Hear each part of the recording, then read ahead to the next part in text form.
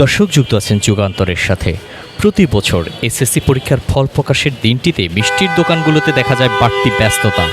সন্তানের ভালো ফলাফলের এই আনন্দ ভাগাভাগি করে নিতে অভিভাবকরা ছুটে আসেন মিষ্টির দোকানে। আত্মীয় স্বজন, শিক্ষক কিংবা প্রতিবেশীদের মিষ্টি খাওয়ানোর একটা প্রচলনও আছে। ভালোবাসার শ্রেষ্ঠ ব্লেন্ডে লাইফটা ভরপুর। চা মানেই ইস্পাহানি মির্জাপুর। কিন্তু এবারের রেকর্ড পরিমাণ পরীক্ষার্থীর অকৃতকার্য হওয়ার প্রভাব পড়েছে মিষ্টির দোকানগুলোতে।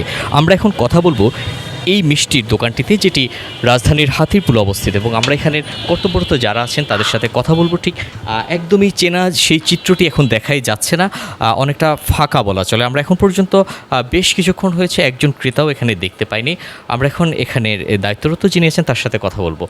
আজ তো এসএসসির ফলাফল দিয়েছে, তো সাধারণত এই এসএসসির ফলাফলের দিনটিতে আমরা বেশ ভিড় দেখতে পাই, যে বেশ বেচাকেনা থাকে, কিন্তু এবার চিত্রটি একদমই ভিন্ন। কারণটা হচ্ছে, যেহেতু আপনারা দেখতেছেন যে বিগত 2-3 বছর যাবৎ আমাদের পাশের হার কিন্তু এখন কম আগের চেয়ে। আজকে ডে বাই ডে কিন্তু পাশের হারটা আপনার কমতেছে। সে তুলনায় মিষ্টিরটাও বিক্রি কিন্তু শুধু আমাদের শোরুমে না, যত মিষ্টির দোকান আছে সবারই কিন্তু মিষ্টির বিক্রিটা সেভাবেই হচ্ছে। আমাদের সকাল থেকে সেলটা ভালো ছিল, 10টা থেকে 11:30, 12টা পর্যন্ত সেল ভালো ছিল। দুপুর টাইম, লাঞ্চ টাইম পর্যন্ত এখন তো সবাই একটু বাসায় দুটো লাঞ্চ করতেছে। ইনশাল্লাহ আমাদের আশা আছে যে বিকালের পরে সেলটা ভালো হবে, সেটা আমরা আশা করতেছি।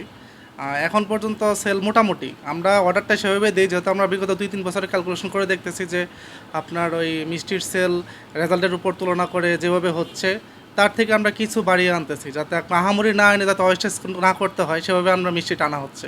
এই সময় তো দুপুর টাইম, তো আগের চেয়ে এবার একটু কম, গতবার একটু ভালো ছিল।